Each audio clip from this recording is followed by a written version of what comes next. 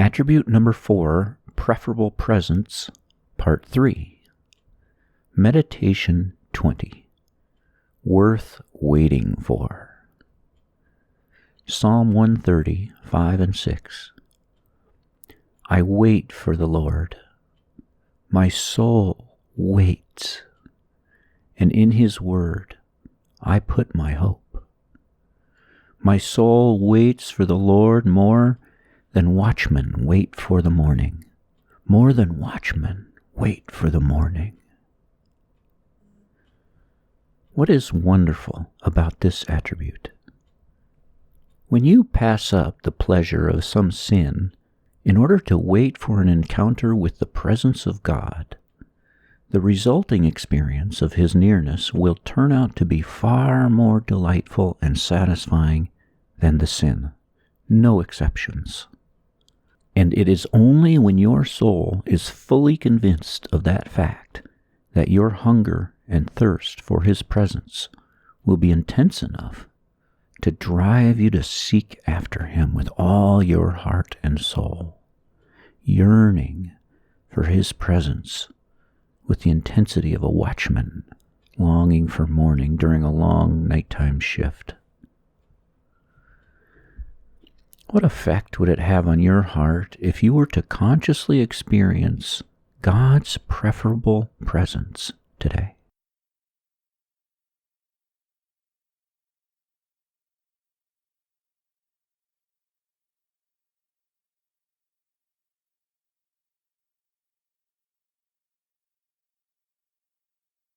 Experiencing this attribute. This matter of preferring the presence of God to earthly pleasures is where waiting on the Lord comes in. Waiting is eagerness of anticipation and refusal to accept any substitute. One way we fail to wait is by seeking out some alternative source of joy. When the presence of God can be enjoyed through some earthly pleasure, enjoy God.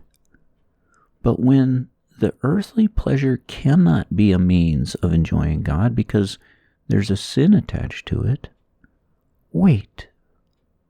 Wait for the Lord to come and satisfy your desires with good things. Trying to satisfy your desires through forbidden pleasures is a failure to wait. It is a turning to Hagar instead of waiting with Sarah. And the result is Ishmael rather than Isaac. Another way we fail to wait on God is by not caring much about the anticipated arrival of grace, or by becoming so engrossed in the present that we're not thinking about the future. If there is no eager anticipation, then you're not waiting. Anytime we are not enjoying fellowship with God, there should be a longing and a pining in our hearts, like a child waiting for Christmas morning with an eagerness that is even painful. It's ironic. If there were no gifts under the tree, there would be no pain. The pain is caused by the anticipation of something wonderful.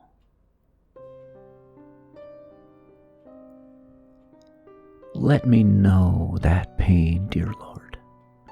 The pain of a child who looks forward to Christmas so eagerly, he can hardly stand it.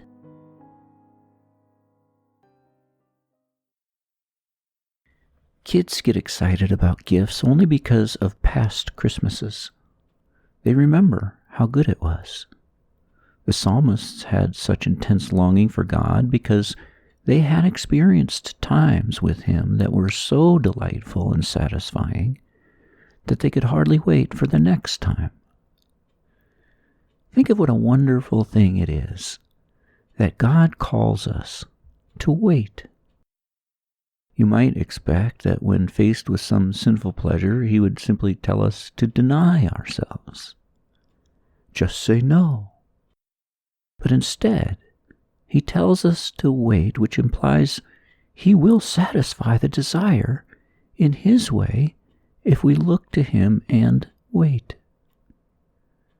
We do not have to leave the appetite unfulfilled.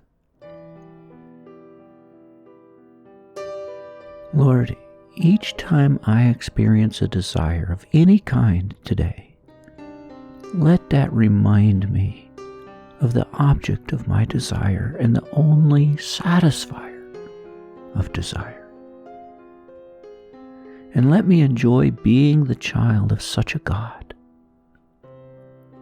Each time one of my desires is fulfilled, even if it's as small as the scratching of an itch, let that remind me that the pleasure of that fulfillment is a mailman and wrapping paper. Help me look beyond it to the message and the gift, that my heart might be enthralled by the giver and sender. And each time I have a desire that is not fulfilled, let that turn my attention to the one who is so fulfilling and desirable that he is worth waiting for. Let the intensity of my evil desires be transformed into intensity of desire for you, as I am reminded that only you can fulfill and satisfy.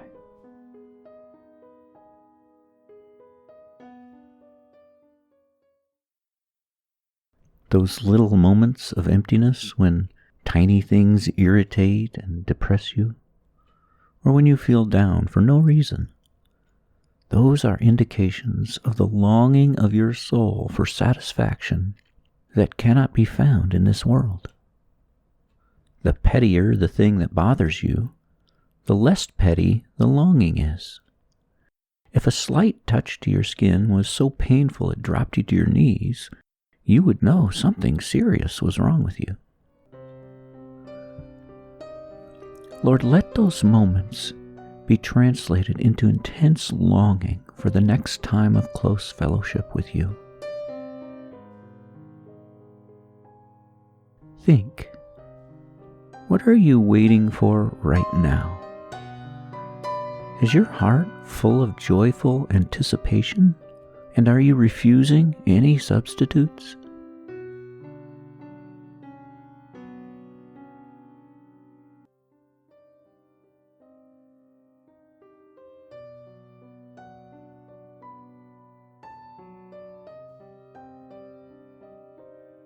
Promise to trust today. Micah 7:7. But as for me, I watch in hope for the Lord. I wait for my God. I wait for God, my Savior. My God will hear me.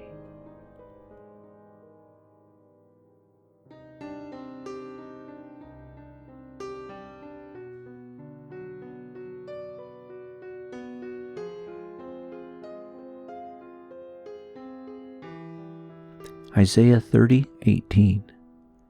Yet the Lord longs to be gracious to you. He rises to show you compassion.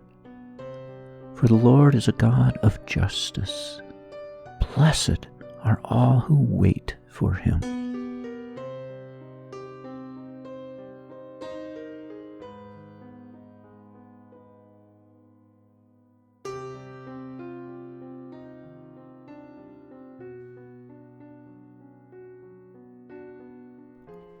Isaiah 40:31. But those who hope in the Lord will renew their strength. They will soar on wings like eagles. They will run and not grow weary. They will walk and not be faint.